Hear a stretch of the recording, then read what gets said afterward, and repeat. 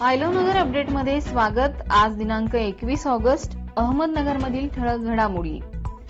रक्षाबंधनाच्या मुहूर्तावर 6 लाखांहून अधिक लाडक्या बहिणींच्या खात्यावर पैसे, 195 कोटीचा निधी वर्ग। नवमतदारांची अधिकाधिक नोंदणी करा, विभागीय आयुक्तांचं आवाहन।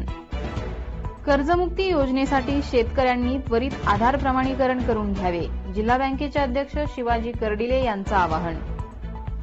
सरकारी कर्मचाऱ्यांची पुन्हा संपाची घोषणा, 29 ऑगस्टपासून संपावर जाण्याचा इशारा। नगर जिल्ह्यात सर्वदूर पाऊस, शेतकऱ्यांमध्ये समाधानाचं वातावरण। पारनेर नगर पंचायत हद्दीतील अनधिकृत अतिक्रमणधारकांना नोटिसा, अतिक्रमण न काढल्यास उद्यापासून कारवाई। शासनाच्या महत्वाकांक्षी योजनांची प्रभावीपणे अंमलबजावणी करा, विभागीय आयुक्त डॉ. प्रवीण गेडाम यांचे निर्देश। स्वतःवर चिखलाचा अभिषेक करून आंदोलन, शेवगाव बस स्थानकातील विविध समस्यांबाबत भाकपचे संजय नांगरे यांनी केला निषेध।